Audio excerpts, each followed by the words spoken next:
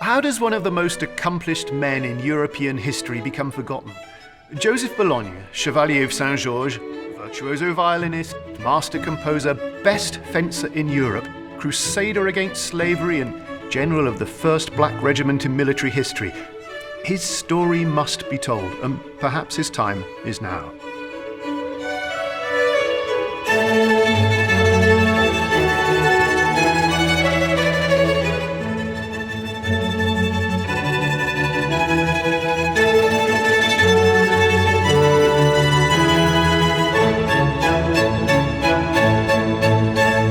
We're recording this music in October 2020, but it's not the only time this season that we're going to be playing the music of Joseph Bologne. Throughout this year, he's going to be a focus of our work.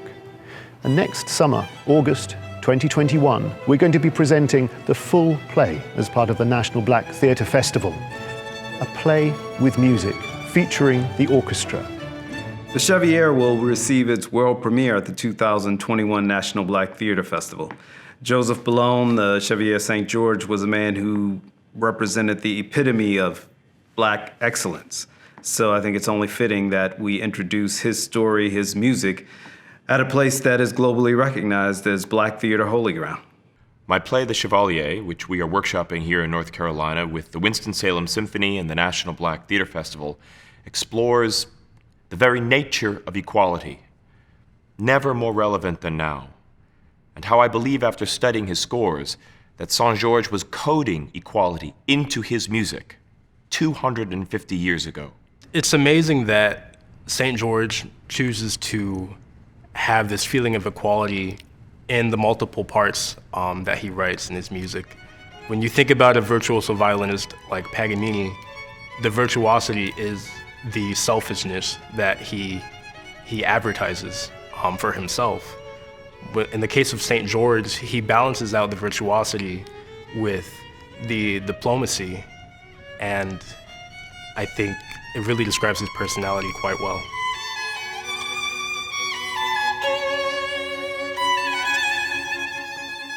And because this subject matter is so pertinent, so relevant, because Joseph Bologne speaks to us from 2 centuries ago, we've also invited Authoring Action to work with their young writers to create a piece of drama that speaks to people today.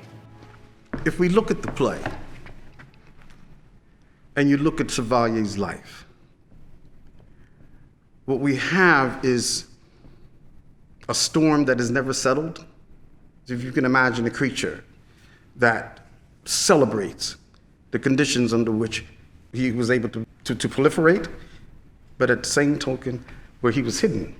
And it gives us an opportunity to experience history in a way that encourages us to continue to move forward and do this work. We're going to do that with the words and the themes in the Chevalier project: freedom versus fear, art versus advocacy. Am I an artist? Am I an advocate? Am I both? Is there some intersectionality within my identity because of who I am in Authoring Action? And I believe that's what's going to intrigue my colleagues the most, because we get to experience all of us in history and in the present time. My fascination with the Chevalier of Saint-Georges began with a historical footnote that he was actually roommates with Mozart in 1778 in Paris. Saint-Georges was 10 years his senior and was helping Mozart navigate the rough terrain trying to find a job. Mozart's mother had just died, and this relationship started a love affair with these 2 characters and with Saint-Georges' entire life. At the same time, he becomes Marie Antoinette's private music teacher, and they develop a long-standing friendship that spans from 1777, 1778, all the way up through the French Revolution, when the politics of the revolution completely takes over Paris and the rest of Europe. You called for a music lesson. Mais oui, bien sûr. On y va tout de suite. Which pieces would you like? The A major, your second sonata. Yes, I believe I know it. It's on your stand. Right, so it is. The very top question. 2-measure introduction, then a 4-measure phrase, but then 3 again. Yes, it is symmetrical, but it's terribly odd. Why? Perhaps I'd like to keep you guessing. Let's play. And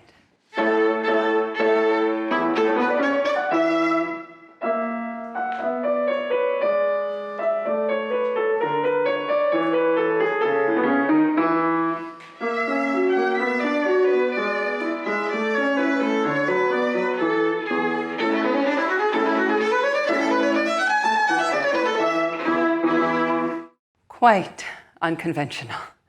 And now what? I play the theme again on my own, and where are you? I'm about to come in. Well, why are you not leading? I don't wish to lead all the time. Well, it's a violin sonata. It is a sonata for violin and piano, and you're quite good, Your Highness. It's a solo piece with accompaniment. It is a conversation. You're supposed to have the tune. I want the voices to be equal. You don't like dominance. I don't like power. Not over others. Seems a shame. Not in music, my lady. How about in Versailles? I want the voices to enjoy each other. The violin cannot be the soloist every time it speaks. We are the soloists then. May we? We are also the spectators. Shall we? Joseph Bologne really resonates with me as an artist because he took advantage of every opportunity. He didn't focus on the obstacles. He focused on what opportunities were presented to him, did an amazing job, excelled at what he did, and the world recognized. I mean, you can't ignore excellence. So as an artist, that's what I try to do. In any opportunity that's presented, take full advantage of it, do your best, and the world will take notice. In his new relationship with the Queen, Saint-Georges secures for Mozart a very important job, the organist at Versailles. But it's not what Mozart wants. Now I need a new job. And I have found you one. A post? Kapellmeister? Organist at Versailles. Oh, Versailles is not Paris. 6 months a year playing for the royal family and 6 months to do as you wish. Not enough. There are hundreds of musicians who would kill for this post. Then they can share it between them and la diddly freaking dee. You can teach the royal children. You can travel. I play that organ, it's rubbish. You were only 8. Oh, and I suppose you were there. I heard you a mere 2 years later. At the Princess de Conte's tea party. The first English tea party in France. But there's a famous painting of that day, and there certainly aren't any black people in it. How surprising. Father will think I should take it. I must be music director. With what experience? Salzburg? They know their music. German music. It will have its day. Have you ever met a French person? It is the universal language of souls. And you are not the right messenger here. Not yet, Herr Mozart. Paris is so ignorantly behind. You have no idea. French words have no harmonic development. You cannot modulate. You stay in the same key the entire flogging time. Like the ghosts of Lully and Rameau are vomiting endless powdered ballets to sodden dancers with the clap, to deadbeat audiences of drooling, fat, old, croque monsieurs. It's absolutely dreadful. We have long abandoned the continuo. Oh, really? Wow. A timely farewell to a squeaky chest of rotting freaking vials. We have made the nouveau. What nouveau? You think you know everything. It really is magnificent.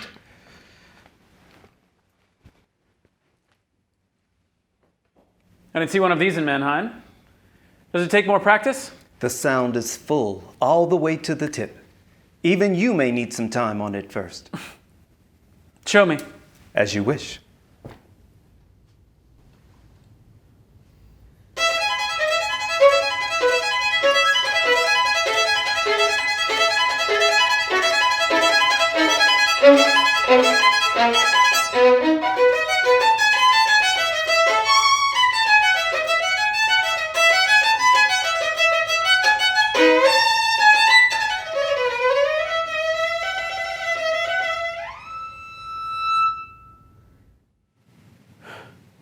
I shall never play again.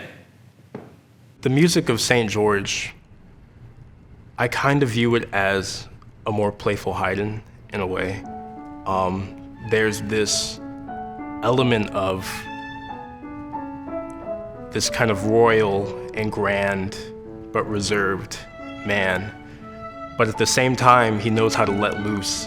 And he's always joking, he's always emoting throughout all his pieces.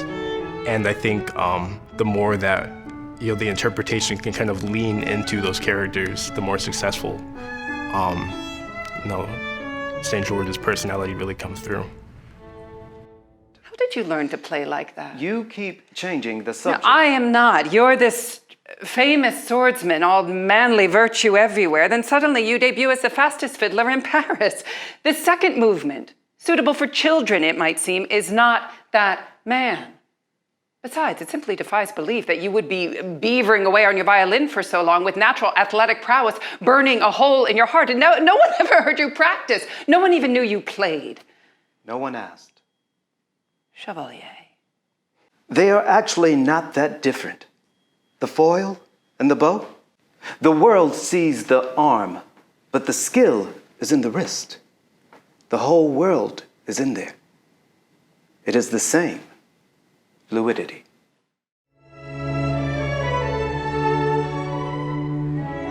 I've been living with this project for quite a while now. But seeing the performance in this space brought it to life as one could never imagine. We are a race of storytellers. Human beings need stories. It's how we learn, and this story is compelling beyond measure. Stories bring meaning, the idea of purpose. That's what stories bring, is stories take the what, where, when, and how and expose it to the why. Being such a prominent black man in France at the time of such severe racism, not to mention a member of the nobility, as Chevalier he is Knight of the King. The Chevalier is arrested, sent to prison with no charge. The Red Terror occurs, the guillotine reigns, Marie Antoinette is killed, the Chevalier rots in prison. But in 1794, from prison, slavery is finally abolished in France. His activism has won. I think that's what's going to be inspiring the most, is that we're going to learn that history, with all its differences, it still has a lot that connects to who we are as a people today.